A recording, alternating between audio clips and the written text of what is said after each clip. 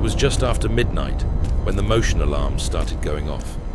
At first, nobody thought much of it. False alarms happen sometimes. A loose cable, a rat in the walls, faulty sensors. In a massive military facility filled with aging equipment, strange little glitches weren't exactly rare. But this place wasn't normal.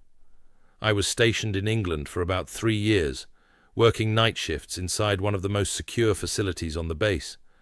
And when I say secure, I mean ridiculous levels of security. The entire base was fenced off. Our building sat inside another fenced section. Then there were multiple security checkpoints just to get through the front entrance. Heavy reinforced blast doors. Armed patrols outside all night. Cameras covering nearly every hallway, room, and corridor. Nobody got inside that building unless they were supposed to. During the day, the place was alive. Military personnel, government civilians, contractors moving through the halls non-stop. But at night, it became a tomb.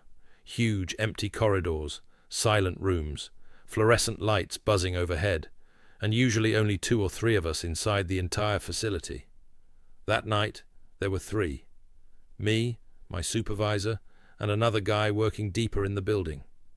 We were sitting in the operations room watching rows of monitors cycle through live camera feeds across the compound when the call came in from the entry control point. One of the equipment rooms had triggered a motion alarm.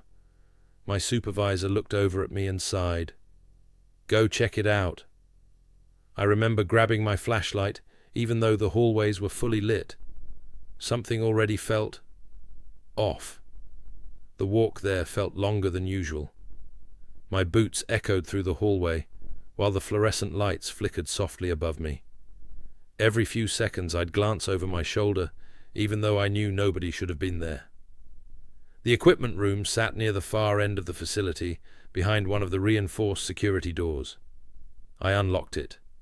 The heavy blast door groaned open.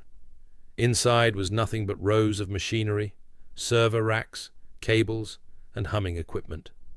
Completely empty. I stepped inside slowly and scanned the room. Nothing. No movement. No sound except the low mechanical hum filling the room.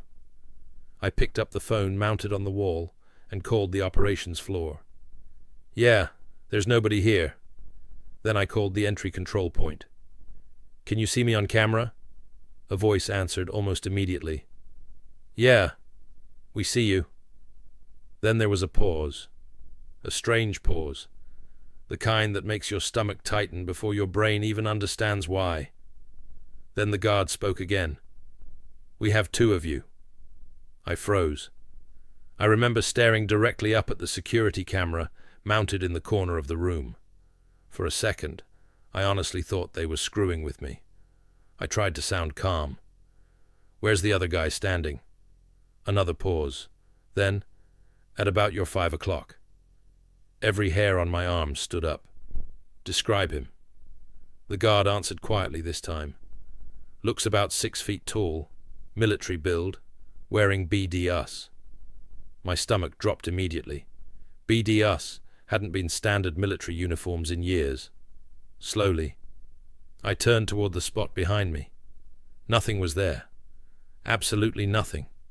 The room was empty, but the guard kept talking. "He's still standing there." I pointed toward the empty space near the machinery. "Right there?" "Yeah." I couldn't breathe properly anymore. I called my supervisor immediately and told him to pull up the equipment room feed.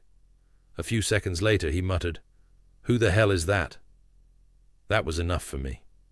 I hung up the phone, backed toward the exit, and slammed the blast door shut behind me. I don't think I had ever moved that fast in my life.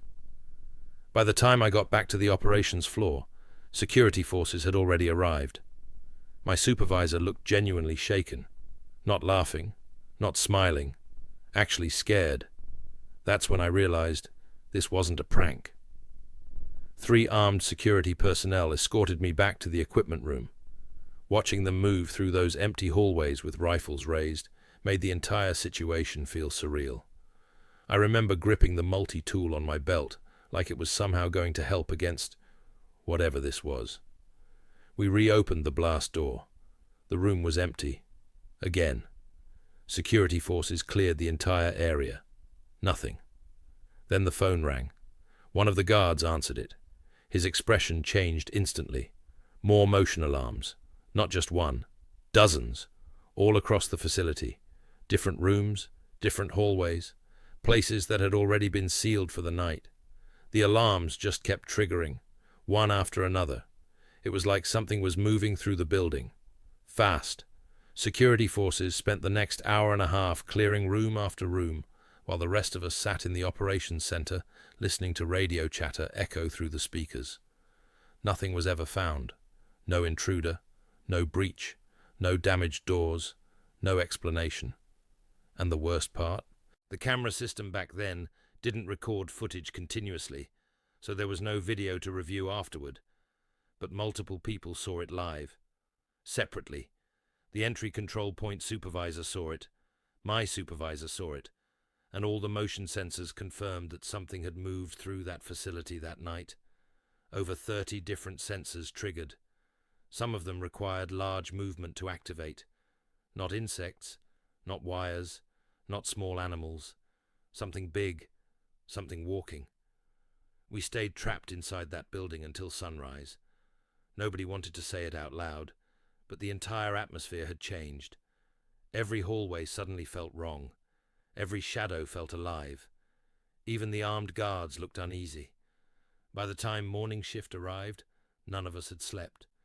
We spent hours being debriefed by command staff afterward. Everybody wanted answers. Nobody got any.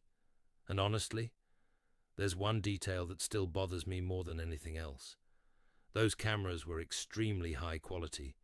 You could zoom in far enough to see individual facial features from across the room. The guards at the control point could see my face perfectly clearly. But the other figure? They couldn't make out its face at all. Not even a little.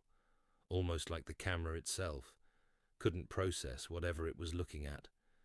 And to this day, I still don't know what was